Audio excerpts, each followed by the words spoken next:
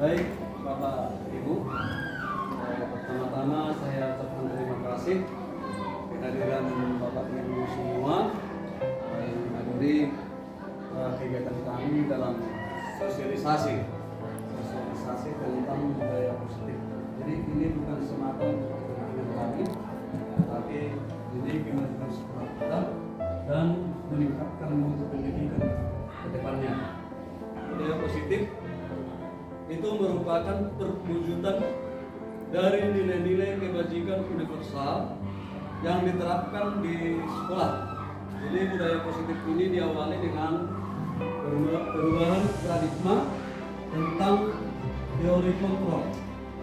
Jadi selama ini barangkali kita sebagai guru merasa berkewajiban mengontrol perilaku murid agar perilakunya sesuai dengan yang kita harapkan atau yang kita inginkan, sehingga kita sering memberikan hukuman, kemudian konsekuensi kepada murid sehingga murid itu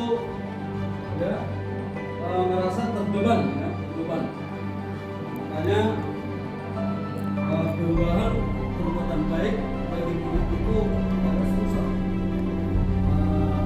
berubah. Itu karena adanya hubungan dan konsekuensi dari melakukan kepada murid. Selanjutnya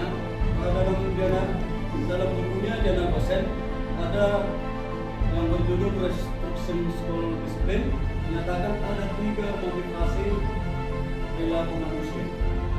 Yang pertama, untuk menghindari ketidaknyamanan atau hukuman.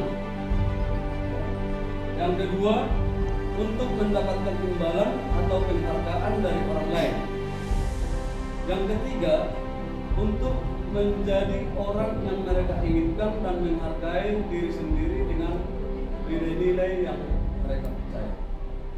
Oke, kalau kita sebagai guru dari 3 motivasi ini yang merupakan motivasi kita itu dari 3 itu, kita sudah berada di posisi mana? Coba saya bertanya.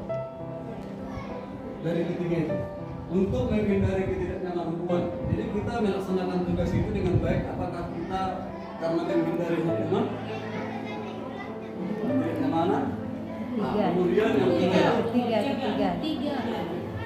Berarti kalau kita banyak di nomor 3, berarti kita bisa dibilang sudah melakukan tugas dengan baik.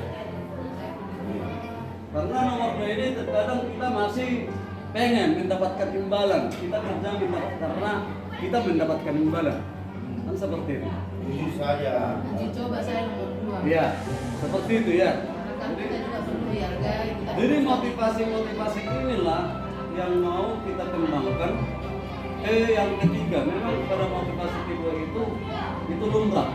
Tapi yang diinginkan Diana Gosen itu bahwa kita termotivasi ya untuk menjadi ini, yang ketiga ini, untuk menjadi orang yang mereka inginkan dan menghargai diri sendiri dengan nilai-nilai yang mereka percaya. Jadi itu kita melaksanakan tugas itu dengan baik. Itu memang ada dari dalam kita, dari dalam diri.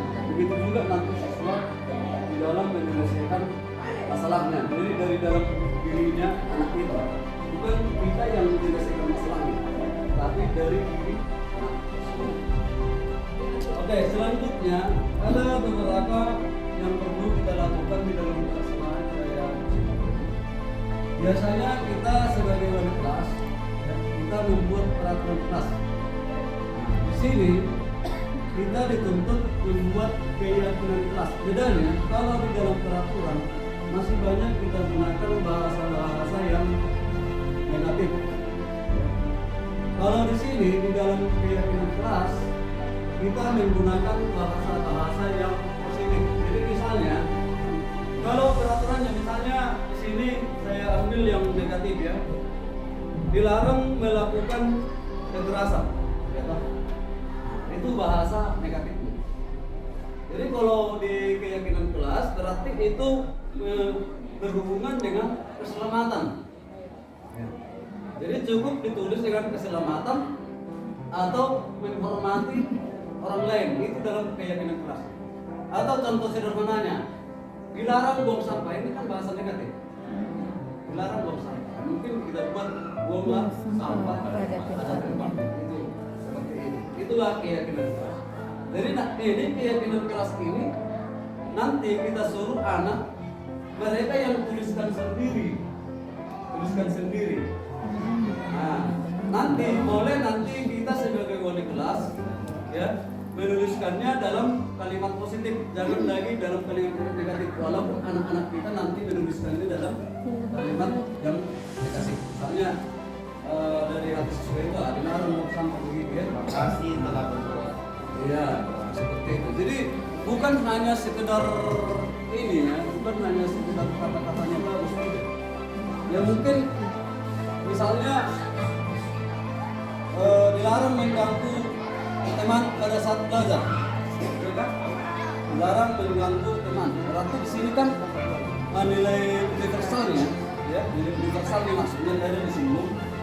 Berarti itu mengenai apa?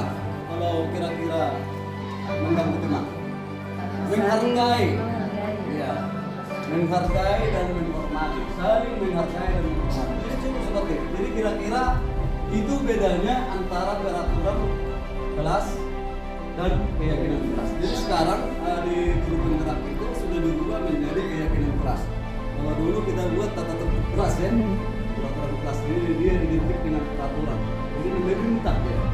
Tapi kalau keyakinan kelas tidak, itu dari dalam, ya, itu dari dalam diri anak tersebut. Oke, yang berikutnya ada beberapa kebutuhan dasar yang kita perhatikan dari anak-anak didik kita. Jadi mungkin anak kita ya kurang konsentrasi dalam pembelajaran. Mungkin di sini dia ada kebutuhan yang tidak terpenuhi, seperti kebutuhan untuk bertahan hidup. Yang mungkin dia tidak makan dari rumah, bisa saja, ya kan, dalam keadaan lapar sehingga dia tidak konsentrasi. Kemudian, ya mungkin dia di rumah kurang kasih sayang, makanya dia selalu capek cari perhatian, ya, cari perhatian terhadap temannya, cari perhatian terhadap gurunya, ya kan? Ini karena kurang kasih sayang, berarti perlu diberi kasih sayang. Nah, dan seterusnya anak itu membutuhkan kebebasan, kesenangan, ya. Kesenangan ini biasa kan kalau anak-anak jalan ke sebelah kita sudah marah supaya ini sebenarnya ini pengen bebas, ya, pengen bebas dan pengen senang. Berarti perlu kita membuat suatu game atau permainan gitu di dalam pembelajaran kita. Kemudian penguasaan, jadi saya contoh di kelas saya itu ada anak yang tiba-tiba penguasaan, pengen membentuk ini saya yang pengen bebas. Nah ini penguasaan. Itulah kebutuhan yang berikut ada 5 posisi penting yang dimiliki anak. Yang pertama itu pendukung. Jadi secara pendukung biasa menggunakan dokumen. Jadi sekarang kita semua salahkan. Jadi dalam